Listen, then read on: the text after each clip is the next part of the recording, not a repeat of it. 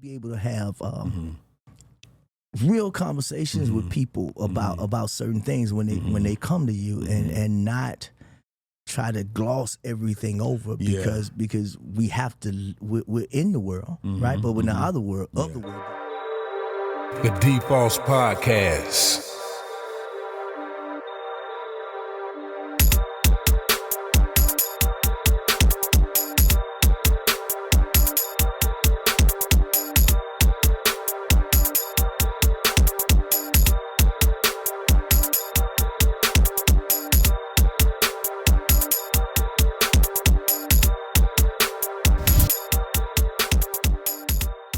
Welcome to another episode of the D.Fos podcast. We are broadcasting live from Vegas Hype Media Network, the premier podcast studio. Also, my man Quan on the board. Shout out to Quan on the boards. Today, we got a special guest, Pastor DeWayne Mccoy. He's a pastor, a businessman, a real grassroots guy in the community. Then helped a lot of people. CEO of the new aftermarket. Arizona Cardinals fan, but that's neither here nor there. Yeah, it's only about two of us in the city. So, long as he don't run into my Chicago Bears, we good.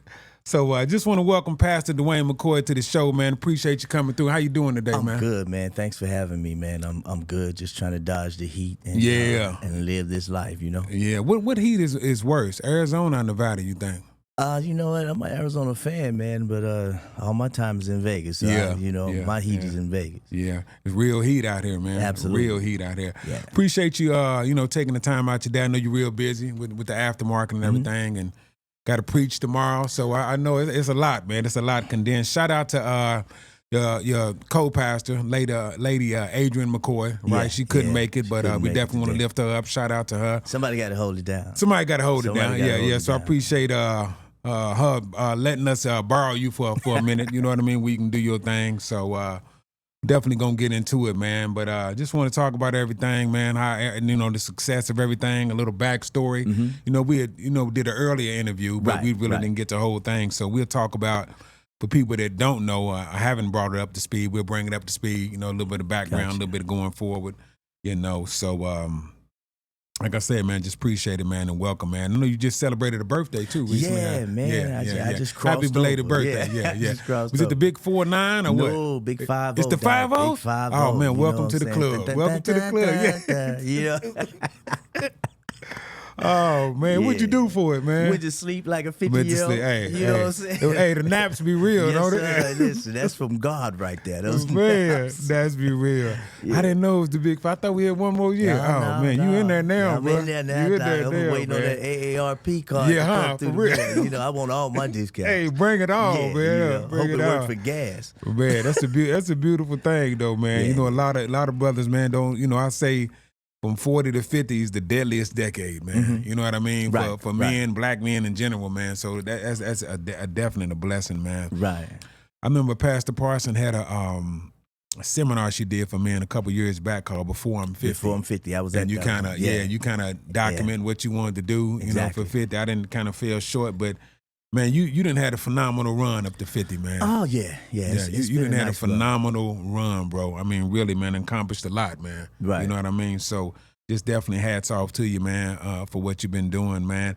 And, we talk about, you're a pastor and your ministry. Y'all celebrated, 7 or 8 years 7 now? years. We'll be celebrating the 8th year this October. Okay. Congratulations on that. That's hard doing that, man. It's like dog years, So every 1 year is like 7. So, right. Every one. Every one is like 7, man. Yeah. And his church is the Foundation Christian Center, 3950 Las Vegas Boulevard. Absolutely. Service time is at 9 a.m. on Sundays. And he always got a fire word for you. So if y'all haven't been to none of his services, you definitely got to check it out. He definitely got a fire word. He going to speak to you. I always got something hot to drop on it, man. And, speaking about ministry and church and whatnot, what was a defining moment that brought your life, that you changed your life, for God? What would you say, man? Because when we coming into Christ, man, most of us get saved like 15 times, right? Yeah. And when you say the defining moment, you mean that for real. For real. That for real. that particular moment was actually after my mom's house got shot up with a drive-by over on Lexington over that way. You know what I'm saying? Wow. Bullet went through the house and hit my brother in the head. Hit him in the head, you know, and so we ended up rushing to the hospital, you know what I'm saying? It's a pretty lengthy story, but we ended up, I wasn't around, but I was on my way there, and I had been doing a lot of ministry with worship, singing, doing my CDs and stuff like that, you know, and trying to be an artist in the ministry. Okay. And on the way, I got the call on my way to the hospital. All I was concerned about was whether or not my brother was baptized, whether or not he was saved, whether or not he was saved. You know what I'm saying? So I remember coming across Cheyenne over there on Losi. I stopped at that 7-Eleven. You know the one I'm talking about? Yep, Shiny, yep. And I bought a bottle of water because my goal was to see if God would allow me to baptize my brother in the hospital. You know what I mean? Wow, it was serious, man. It was serious. So you got the bullet in the head, and so I'm driving down there, and on my way there, I'm spiritually, I'm having this whole conversation with God, not out loud. I'm just having this whole conversation.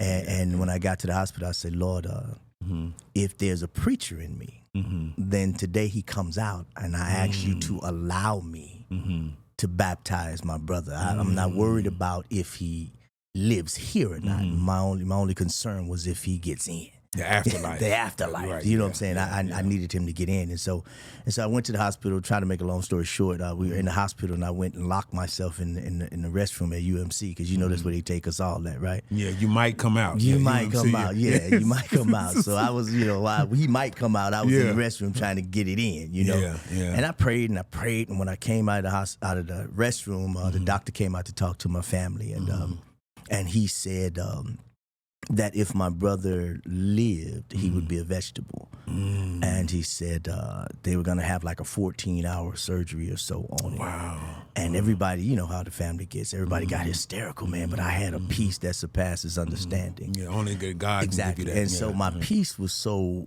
overwhelming at that moment till the doctor asked me, was I okay? Really? You know what I mean? Right. Yeah. Everybody else all on, you know, doing that probably thing. shook, man. Right. Like, and I'm just standing there because I'd already had a conversation with the doctor. You mean, come on in the room. You know what I'm saying? I already had a conversation with the doctor. And so, make a long story short, he went into surgery. The surgery was supposed to take like 14 hours. It took 45 minutes. Dang. They said he would be a vegetable, but in about 2 weeks he was at home, you know, creating new baby mamas. New baby. So he was all right. He was all right. He was all right. He was all right. Praise God. But there's a story he told me when he got out. He said, he told my mom, he said, he remembers trying to leave the hospital. And he told her that as he was walking away, he heard me say to him, boy, get back in this bed. I'm not done with you. But he heard my voice. And he told my mom, he said, I'm looking for a preacher. He said, I'm looking for a preacher. Ain't He that said, something? yeah. He said, he got a bald head and he preached with a purpose. You see, at that time I had my braids. You know what I'm saying? I remember the braid. Yeah, I remember that. He said, I'm looking for a preacher, but only God knows what the conversation we had before that. And he established that, I heard you. He heard your voice. He heard me. And what God did for me, he told me, he said, because you asked for his eternal life, I gave you his life. And I'm going to be real honest with you. For years after that, my brother's well-being, because he started having seizures, my brother's well-being was connected to my lifestyle. Okay. You know what I'm saying? You know what I'm saying? Like I said, I made that promise to God, and then when I started trying to get out there, slip a little bit, you know what I'm saying? Try to do my thing on the slide. My brother get taken to the hospital for having a seizure.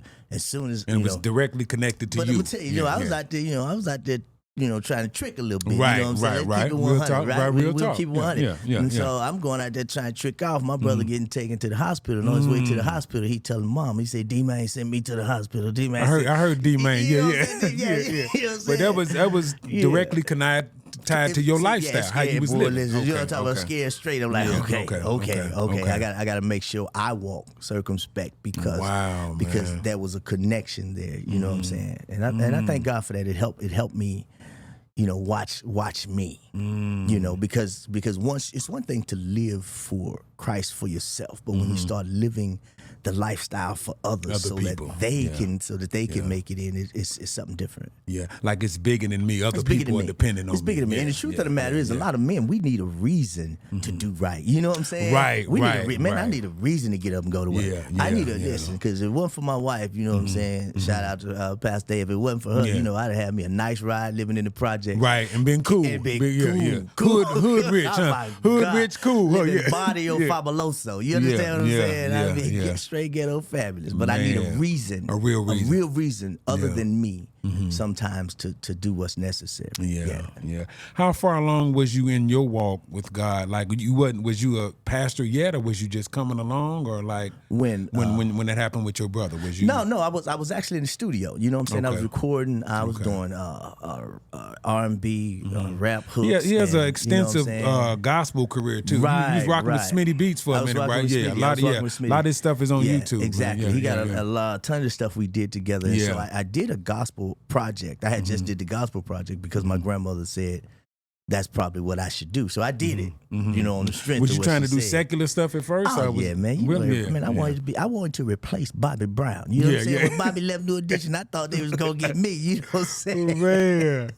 That's wild, man. That's wild. And so grandma told you probably need to go that way? Right. And I did it, and you know what I'm saying? And I just did it to do it. And but you didn't really feel it like I was feeling it while I was doing it, you know, because when you hit the mic, you hit the mic. You know what I'm saying? And I was feeling it. And so I'm over here. I got this project.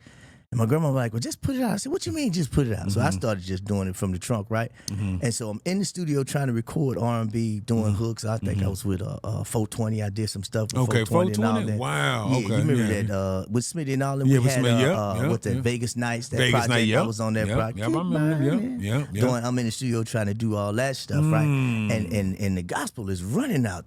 I mean, it's flying. I'm like, wait a minute, I'm in the wrong lane. I'm in the wrong lane. You know what I mean?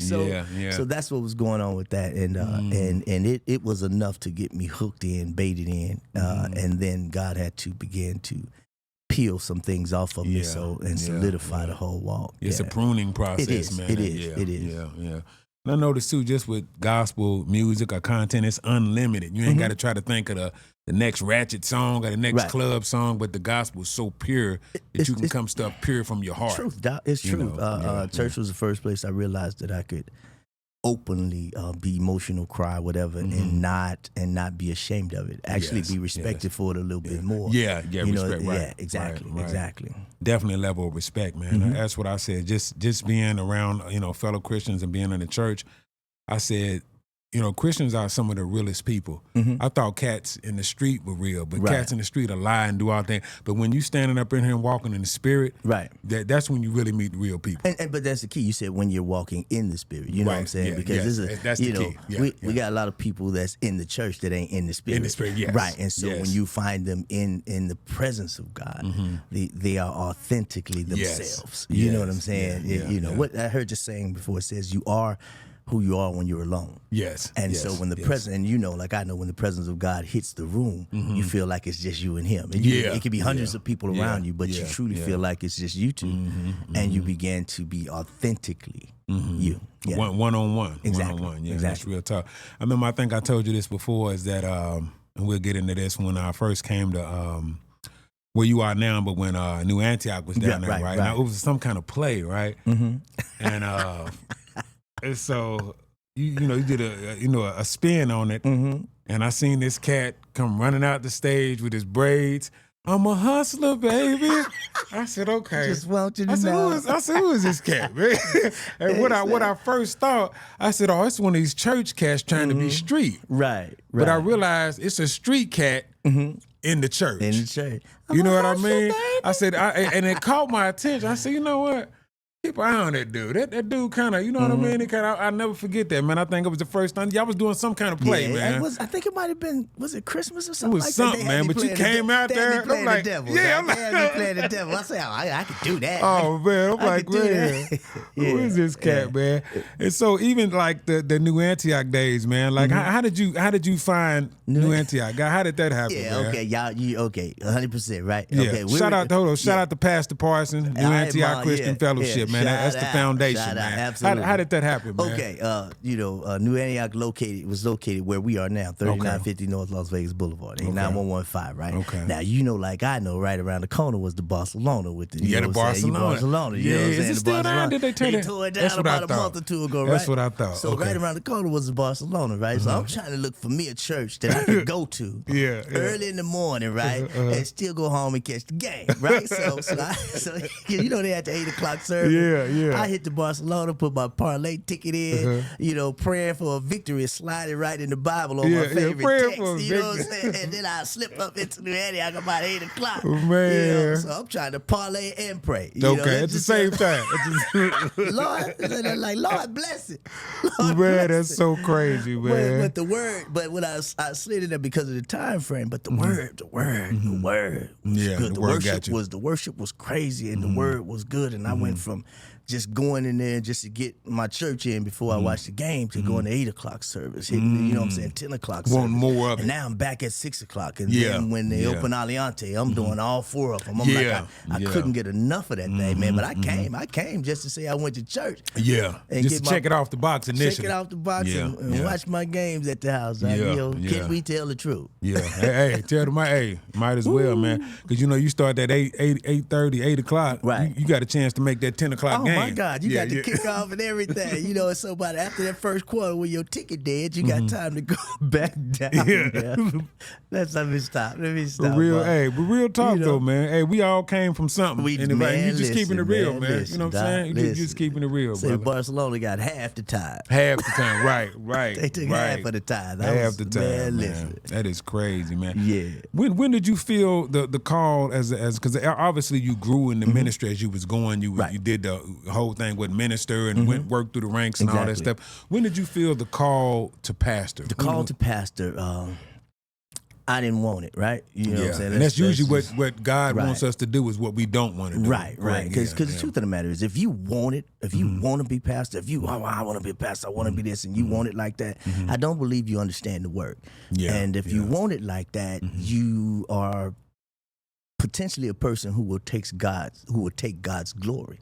God tends to use a lot of people who did not want it because you didn't want it. You know that there's nothing and you can make it done. So, and so I found myself at with Dr. Parson, with my mom. She was training us for that, and she was always telling me, she said, "I got to get you out of here this year. You need to start."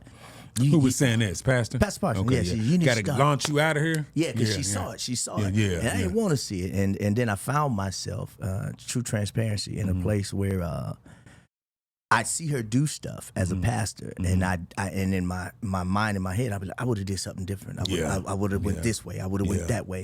And there was some disagreement, right? Not openly, just me internally. Just you internally, Man, why did she do that? I think she should have did that. Man, why did they do that? I think she should have did that. And I woke up one morning and I said out loud to God, I say, Lord, what's wrong with me?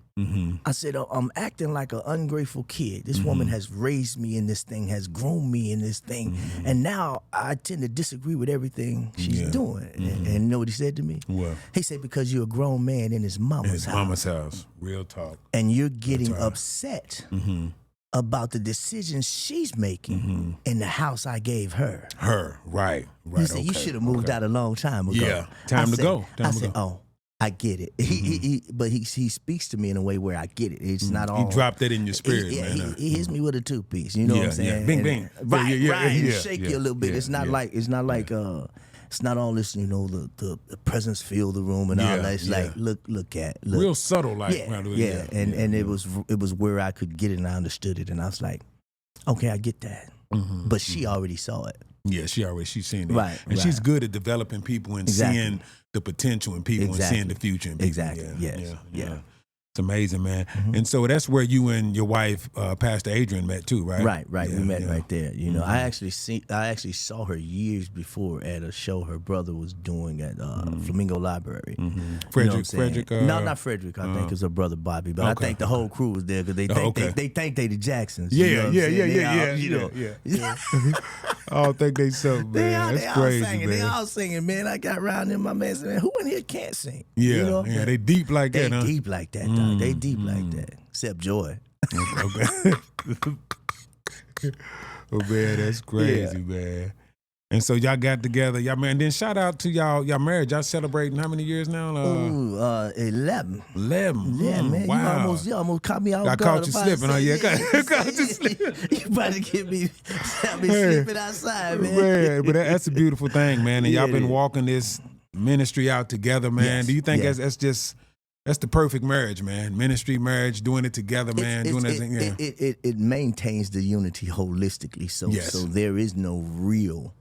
Okay, this is what you do. This is what I do. It all works together. Okay, it all works together, and that's what a spouse is. Your wife is. She's a helpmeet. She helps you to meet the expectation of what God has ordained of you. You know what I mean? You need that other part to get the work done, and that's just truth. I think it's beneficial. Man. Yeah, absolutely definitely beneficial. What would you say the biggest misconception of being a lead pastors are, man? The biggest misconception?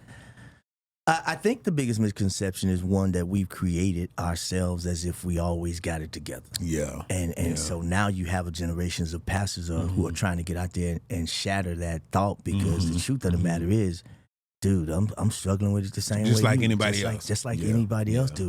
What did Paul say? He said he prayed for God to remove the thorn from his flesh, and God said, my grace is sufficient, right? But the Bible never says what his thorn was. Yeah, that's true. It could have been drink. Yeah. Could have been women.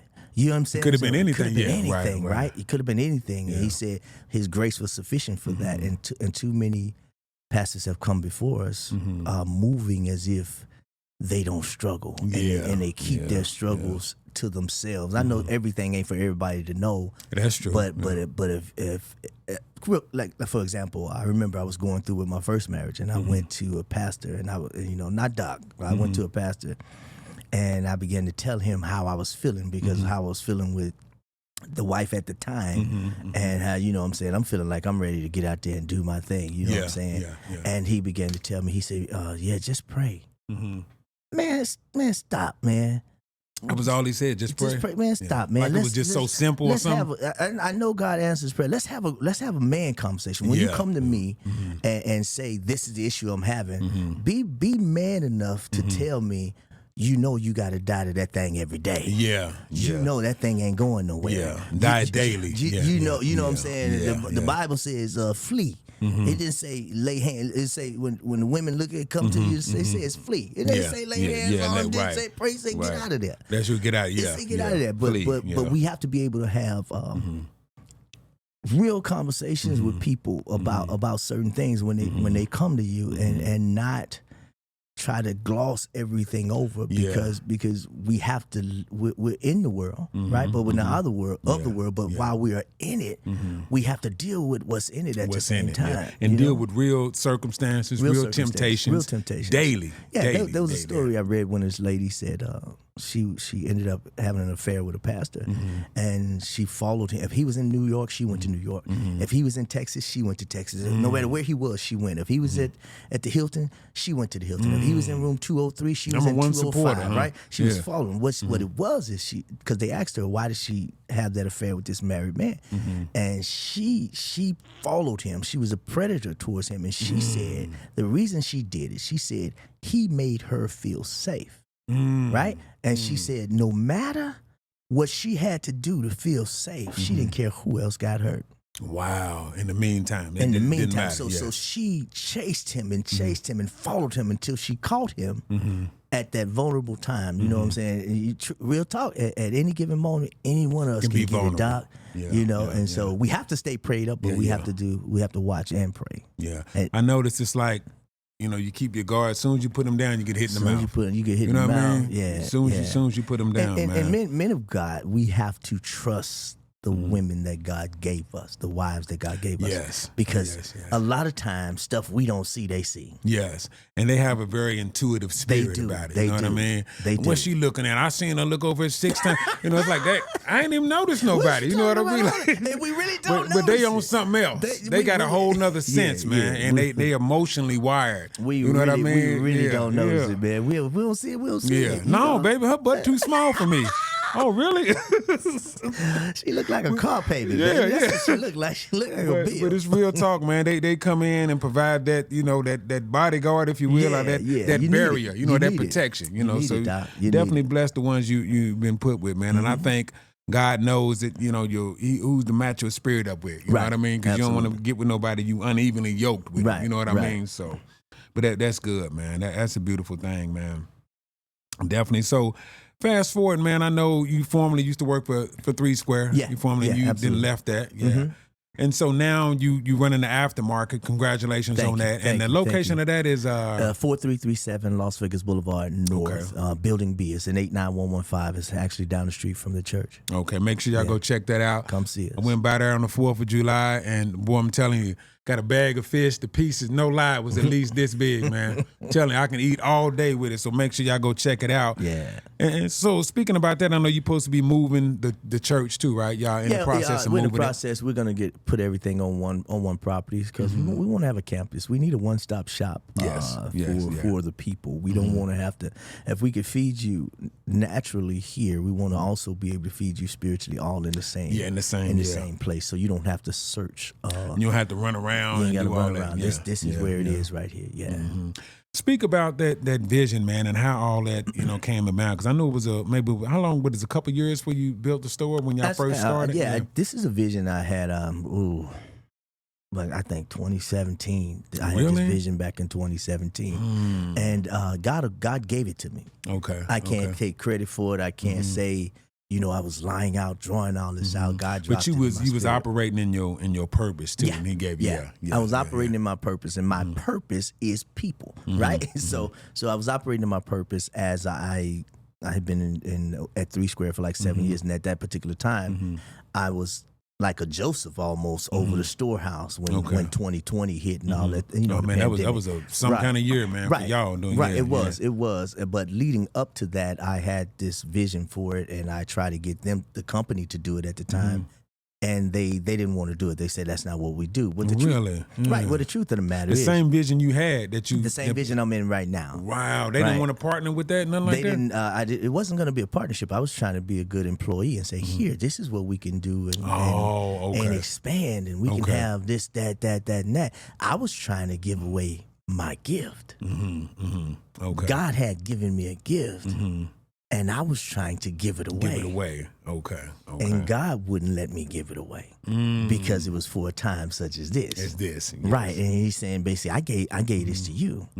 Why are you trying to give it away? Why are you trying to give it to them? Yeah. You know what I'm saying? When did you understand that part of it? When they said no, did you say, okay, maybe it's something else going on I just held on to it. No, I didn't. You know what I'm saying? I was heated. You know what I'm saying? I was a little perturbed. Y'all ain't got to listen to me. We tell the truth. You know what you got, right? So y'all ain't trying to hear me, right? Yeah. And then 2020 hit. My director at the time came to the office and said, man, you see they shutting down the schools on Monday and this and that and that. And God began to speak through me. And I spoke to Him. I said, we need to have a meeting. We need to do this. He'll testify to this. And we need to do this. And we sat down at the meeting with all the execs, and they were like, well, what do you think we should do? And I began to tell everybody what to do. Because they were shutting down the schools? Right. Because now we're the only food pantry in the city, and the whole city is shutting down. Everybody's getting laid off. Okay. What are we going to do? Everybody's going to come to us. Critical decisions to be made. Right. And so, believe it or not, I basically in that moment wrote like 80-85% of their strategic plan. You know what I mean? And laid it out there to the point to where it began to flow. And then people started going home sick and different things like that. And I found myself managing the warehouse, managing logistics with about 19 drivers, and managing community. Yeah, you was running all and of that, managing community engagement. You know what I'm saying? Dealing with the school police, dealing with Metro, dealing with the officials, trying to make sure everything is shipped and where it needs to be. And I found myself, a lot, man. It's a lot, man. And I would go home angry, telling my wife, they got me doing this, they got me doing that, right? And my wife say, they just training you. And I'm about to say, who knew that would, how did that form? She knew. She did. Wow. She said that. She said they're just training you.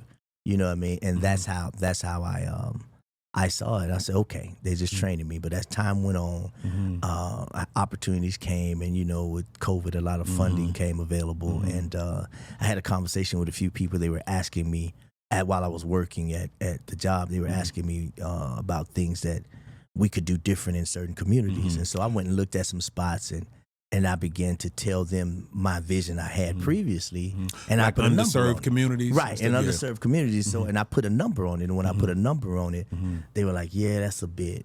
Like it was too much? A bit too much, right? Really? And so, and as I left that meeting, I went to the house, and God said, "Put it in for the church." And I sat right at the computer, and I put it in and applied for the grants, and the rest of it, you could say, is history. It's history, yeah. But just doing what God told you to do, doing what God said when He says do it. Yeah. When and He said put it in through the church as opposed to putting it in through a CDC. You know, a lot of ministries have the church, and then they have the Community Development Corporation, and what it does is it separates the church from whether it's liability or whatever you want to call it, because once you begin to get federal funding, you basically give the government or whoever you're getting funding from permission to go through your books and other things like that. Yeah. But if the truth is the truth, the truth, right, as a church, as a 501c3, your books are open anyway. Right. You know what I'm saying? So it ain't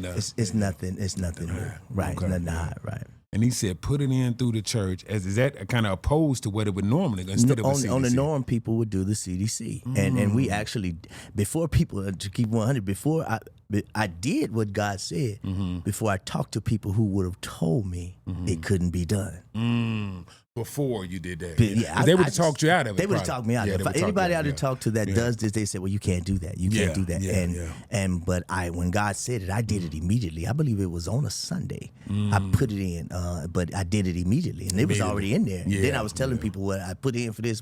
Oh, yeah, you got to have a seat. You have to do that. And then, then we got pre-qualified. Then we got qualified. And everybody like, what? How? Wow. You know Against what I'm the grain, man. Against the grain. What God gave me a revelation about that. We talk about the wealth of the wicked and how it's stored up for the righteous, right? And anything in storage, you got to do what? You got to go get it. You got to go get it. Yeah. You got to go get it. And somewhere along the way, ministries, pastors, leaders have gotten away from the fact that we are stewards of what God gives us. Yes. It doesn't belong to us. We are stewards. Yeah. So the money that comes to the church, we're stewards over it. So we do what God say do with it. The buildings we get, we're stewards over it. So we do what God say do with it. And a lot of ministries got away from that stewardship piece and start acting like they were ownership, right? And so with that, a lot of funds began to get misused. So a lot of churches couldn't get grants, couldn't get that. Why? Because they misappropriating the funds.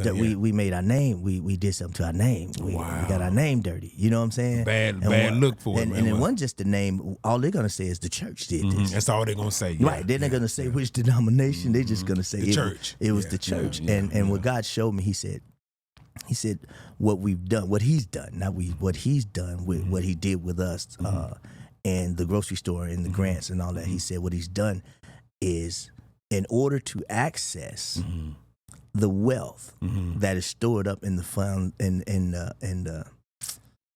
as grants or as allocations coming from the government, because they got all kind of money. They just pull it out the air, right? You know what I'm saying? Stupid money, right? And so in order to access that, this was the revelation.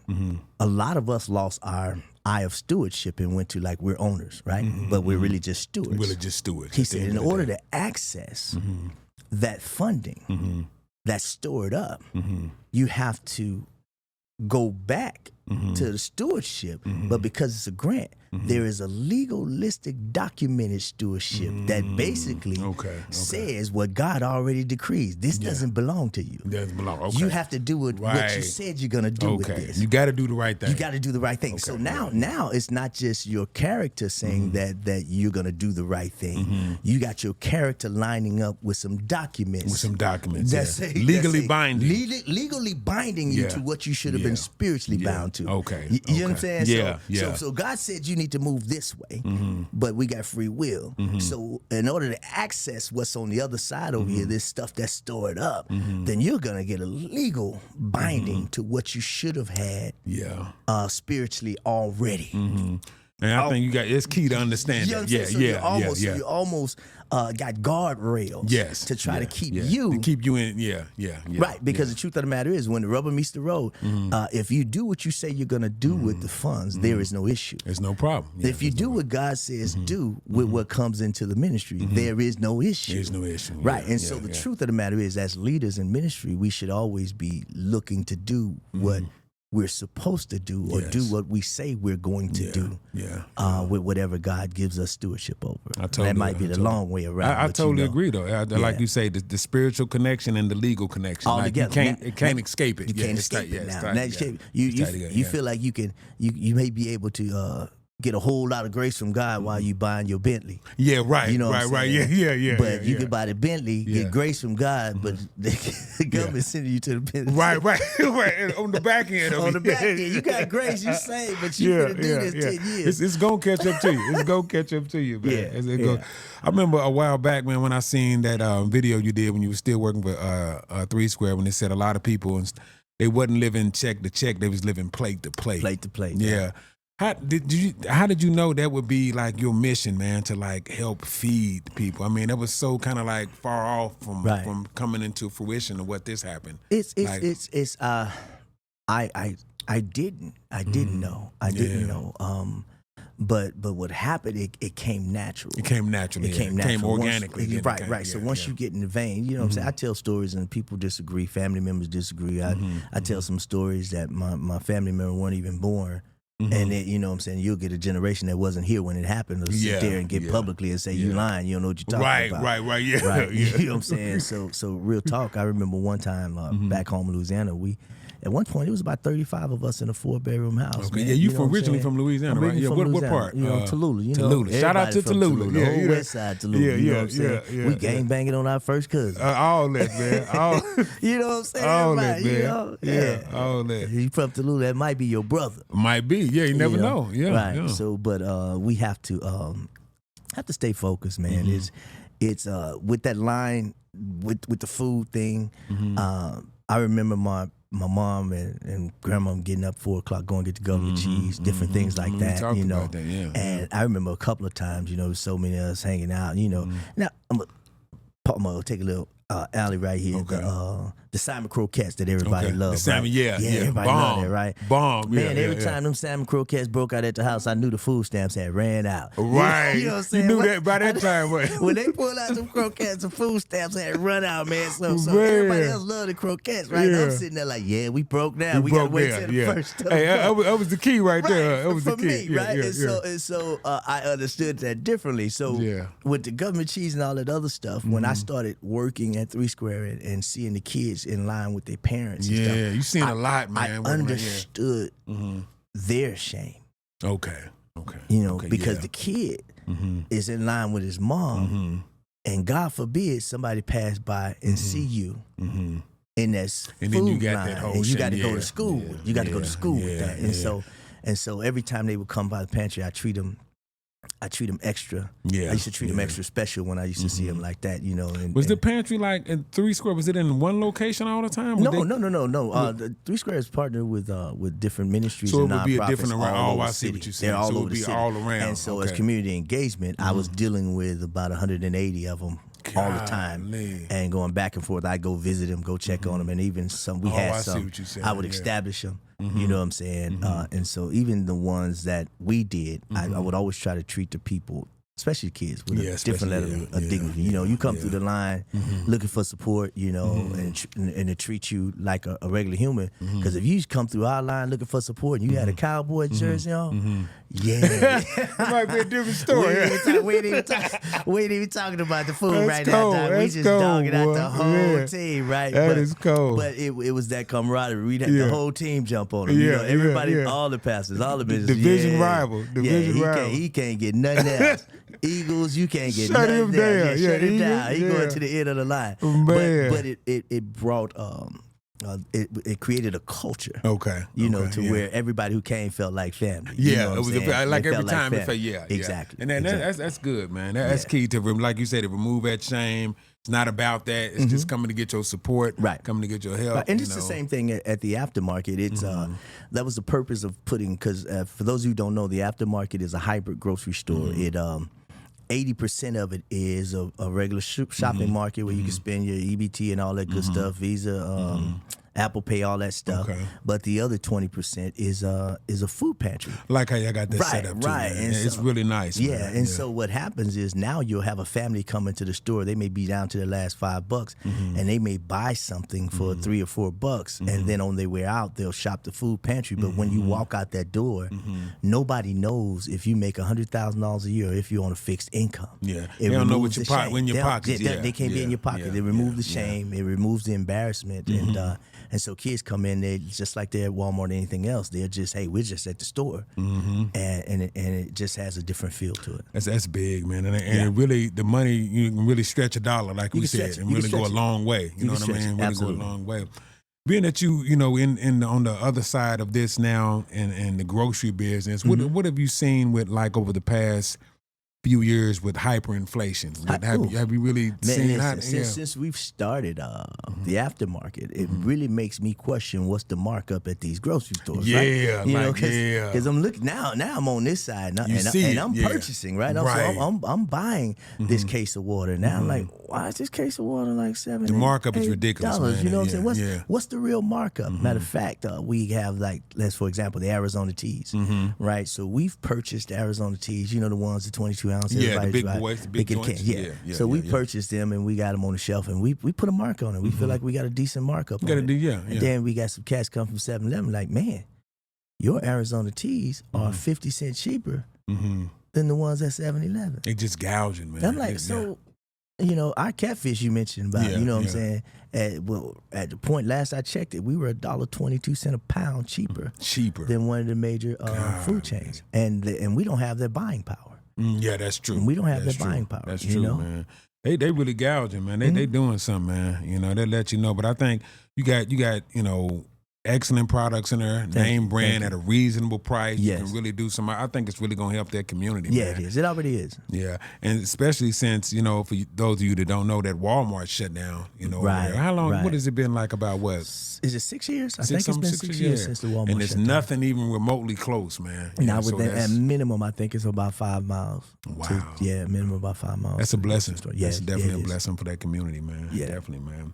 I know you said that you wanted this aftermarket to kind of be the template for others. So do you envision that being like other aftermarkets around the country? Yeah, around the country. Yeah. not even the city. Speak it, bro. Speak it, man. Around the country. The country, Doc. So you're using this one as the template. Right. It's everybody who's come through who have been in positions or been in other areas, whether they're in politics, whether they're police or whatever, they come through and they make the same statement. Man, this looks like the blueprint. Yeah. This here could change everything. You know what I mean? There are several, probably more than that, spaces in Vegas that we could pop one of these up tomorrow and change the whole community. Good, the whole community overnight. You could change the whole community overnight, and so this is the beginning of something massive. It's the beginning of something massive. I think one of our little things that was on Facebook, Twitter, one of those joints, it got shared like 1,500 times. That's crazy. And people way back in Florida saying, how do we get one of these? How do we get one of these here? How do we get one of those? They talking about that. That lets you know, it's going down. That almost validates the concept. It does. You know what I mean? Yeah, that validates does, you know. Wow. Already. Right. Already, man. Already. Yeah. We haven't been open, 2 months yet? 2 months, yeah. Not yet. Since what, June? We opened June 13th. Wow. You know. So you got all your family working in there? Well, we got this ministry. Yeah. It's a ministry. You're right. So even with how we set everything up, the ministry is to run. Right, okay. To run it because it's an extension of ministry. Yeah. It's an extension. See, the difference between when you have a grant-funded project or when you have a for-profit project, and this is kind of grant-funded and profitable for sustainability sakes. When you get people, hire people who are used to doing the ministry work of feeding the people for free already. When they fed people with you for free already. When they've come and helped the homeless for free already. When they've come and made bags. They're already used to doing it. They're already used to doing it, and they have a different connection to it. So when you've got them who've done it for free already, and now you make that to where they work, they eat now. They're eating from what they were doing for they free. were doing for right. If there's ever a moment when you really look at it, if there's ever a moment when the grants dry up, or when we don't have money to pay you overtime, then those are the people who will say whatever it takes to take care of the community. You know what? I'm gonna volunteer. You need me here 2 more hours. You can't afford to pay. I'm gonna volunteer to be here, right? Because my heart is to do it anyway. You know, I'm gonna charge it to the game. I'm gonna charge it to the game. You know what I'm saying? Don't too many people charge it to the game. No, they don't, man. They don't know how it is. I don't even think they know what that means no more. You get it on the back end though. You know what I mean? Charge it to the game, man. Charge it to the game. It's crazy. I remember on one of your Facebook posts you said, I came to Las Vegas for people to see me sing, but God, now they line up to see me serve. Exactly. And that's the beauty of the whole thing. It blew me away. It blew me away because I was standing there and there was a line of about 250 people, and I was like, man, I came here for people to line up to see me sing, and now they're lining up to see me serve. And that was a pivotal moment for God to reveal that to me, because now it's even more so. Yeah. You know what I'm saying? It's even more so. God's like, look at it now. Look at it now. You know what I'm saying? You thought it was going to be one little thing like this, but now it's even bigger. It's even bigger because you're serving. Yes, absolutely. Gotta have a servant's heart too, though. You have to. You have to, because the truth of the matter is, I take that side because, I'm gonna just keep it 100. Like, you know, it's hard to help people sometimes. You know Why do you think that is? What pride? What do you think? What gets in the way? What's hard to help them? Why? Like what? Because. Let's look at it like this in simple form. Let's look at it like it's family, right? When you're helping your family. Okay. Your family begins to get entitled. Right, yes. You know, mama been helping sis pay her light bill every summer for 5 years. Now all of a sudden, sister puts mom in her financial plan. Because, You know what I'm saying? Built in. Built in. And so you'll find yourself sometimes trying to help people. And the people you're trying to help, after a while, some of them will begin to treat you as if your help is mandatory. You know what I'm saying? This, absolutely, it's real. Absolutely. That's just real. You know like I have to do this. Like you have to do this, and they'll begin. I think it's part of this in generation, entitled, man. You know what I mean? Like you're not built into my budget, man. Right. You know what I mean? It's, you can't be, man. You know what I mean? Like that's great. You right, it is hard. Yeah, it's hard. You know, and you just got to keep the service hard and remember why you're there, because you'll have 50 people treat you like they're entitled, and then you'll have the one that shows up that's weeping because they didn't know how they were going to feed their kids who are out of school now, and they cut off that extra EBT. You know what I'm saying? They got 6 kids at the house, and it's summertime, and they come in the store with their last $20 and leave out with about enough food for the next week and a half to feed. You know what I'm saying? And that reminds you of why you're here. It doesn't matter. You're gonna have the good, you're gonna have the bad, and you're gonna have the ugly. You just got to remember why you're there. At the end of the day. At the end of the day, and that you help the family, man. They didn't go hungry that night. They didn't go hungry. You know what I mean? That's a real issue. It's hard to sleep when you're hungry, boss. You know what I'm saying? You can't drink enough water. You none of that. You can't drink enough water. Man, that's hard, man. Yeah, that's hard, man. Wow, man. Yeah, I was checking out one of your sermons, man, and something that really stuck with me was the price of my sacrifice. Oh yeah, respect my price. Yeah, respect my price, man. Speak on that, man. The sacrificial. You know, all right. You know, I love music. You know what I'm saying? And I would love, you know, for me and the wife to roll up down on the strip, man, and go see Joe, because he came to town, you know, and sit on the front row and throw our hands up and do our thing, right? But we have to sacrifice that, right? Yes. Because people can't handle us being human. Man, I saw the pastor at the and concert. You ain't really doing nothing. I mean, at a smooth cat like R&B cat like Joe, even something like that, people would take it out of context. They take it out of context because now you up in there and you thirsty and you got a cup. Right. Now they trying to prophesy about what's in your cup. Well, what's in your cup? Now you all it ain't a double cup. It just might be a regular cup. Because even when you grab that cup, you still got that. You still got that little cognac cup. And they don't know. It's an old habit, right? They don't know. Trying to figure out what's in it. And so you sacrifice what you and your family would have enjoyed because your liberty to do it. I know I have liberty to do it, but I don't want my liberty to cause someone else to lose faith in the God just the way it looks, even though it might not be like that. Right, it's just the perception of it. So we sacrifice those type of things so that you can be all right. Yeah. So that, not saying we can't go. You know what I'm saying? But still, you just don't want to tank nobody's exactly. And this lifestyle costs something. Yeah, it really Salvation is free, but to live this lifestyle, it's gonna cost you something. It's gonna cost you some friends. You know what I'm saying? I done lost a lot of friends trying to walk this thing out because I'm doing this and they're doing that and it don't mix. And it don't mix, right. And I've lost some sleepless nights and I've lost some time with family just dealing with the people God sent to help you. God sent you to help and it's a sacrifice. And people don't think it costs nothing. They just think it really does, man. It really does. It really does. I know. I found God, and like you said, lost friends. You find one thing and lose another, it's just the way it's supposed to go. Right. You know what I mean? It's definitely the way it's supposed to go. I know I heard something too that it said that I don't need it to be easy. I just need it to be worth it. Be worth it. Yeah. You know what I mean? At the end of the day, man. Right. You know, if it's easy, it ain't. Most of the time, it ain't no good. If it's right. We can testify that with a few women. Right. Hey, if it's a low entry, if it's a low barrier to entry, it probably ain't worth it. You know what I mean? Yeah. If anybody can reach up and grab the fruit, it probably ain't worth it. You know what I mean? I want to be able to stretch for that fruit. It's on the ground. It's on the ground.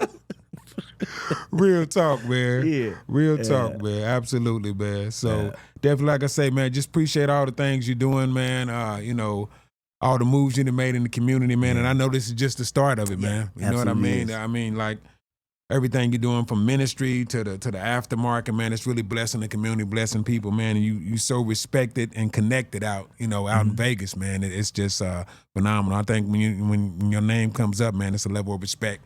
You know, for your anointing, everything you've been doing, man. So keep doing it, man. Keep moving. Thank you. Shout out to Lady A again, Pastor Adrienne Wright-Mccoy, man. Y'all keep doing y'all thing, man. Y'all got a beautiful situation, man. Anything you want to lead the people with, man, before we get out of here? Come see us. Come by and see us at the Aftermarket, 4337 Las Vegas Boulevard North, Building B. We're once you cross Craig and Nellis, we're right across from that IHOP, right behind that Walmart. Come see us. The congratulations on Facebook and everything are great, and I thank everybody for them. With the physical presence. I need your congratulations to become a manifestation of your support. Yes. And show up in there. You know what I'm saying? Don't be ashamed because you got that EBT that's coming to them kids next month. Right. You know, don't be ashamed. You don't want nobody to know you get that EBT. Man. Right. Come on, man. Ain't no shame in it, man. Ain't no shame in it. Some of us wish we could have had a couple. Right, you ain't lying. We ain't trying to go backwards, but come on through, man. Show your support, man. Don't just say congratulations. Let your congratulations manifest. Show it, show it in the market. Just come through and support like that. You won't be let down. You know you get a lot for your money, and it's just to support it, man. You know it's hard. You one of the first, one of the few. Black-owned businesses, grocery stores that I've seen in this community, man. The time I've been there. So, man, come out and support it, man. Yeah, the money go a long way. You definitely will be back. Yeah, definitely will be back, man. So, we appreciate you, Pastor. And come to the Foundation Christian Center service tomorrow at 9 a.m. Will you be preaching tomorrow? No, Minister May will be going. Minister May, you already know she always. I know she come with it, but catch him on another Sunday. You can find him on Facebook, but catch him on another Sunday. He got something for you. Definitely got some fire for you, man. I'm sure she got something for him. Sunday, I know she usually come with it. She do. Minister May come with it. Yeah, definitely come with it, man. Shout out to the whole that birthday wish. That birthday rest. Yeah, that birthday rest. You need it. How was your trip, man? It was beautiful, man. We down there in Texas, man. I went to the Cowboy little thing they had on Dallas Cowboy thing, man. Did you? Yeah, my feet started melting like I was in lava or something like that. You say, it's like walking on lava down there, boy. That's crazy, man. I'm gonna say this real quick. Let's keep it 100, right? Yeah. If every believer had the faith of a Cowboy fan. Oh, man, it changed the world. The world would be a better place, Doc. Hey, it changed the world, man. It changed the world. Oh, wow, man, that's crazy. That's crazy, man. Definitely, man. They always win it. It don't matter what no matter what season. Hey, ain't seen the Super Bowl in 20 years, and they still think they're going to make it. They win it, Doc. What did the doctor say? Oh, matter, we win it. We win, right. Man, that's crazy, man. So, Man, D.Fos podcast, Pastor DeWayne Mccoy, Lady Adrienne Wright-Mccoy, the Aftermarket. Go check it out, man. We appreciate your time, brother. Thank you for stopping through, man. Absolutely. Right. Absolutely. God bless. Shout out.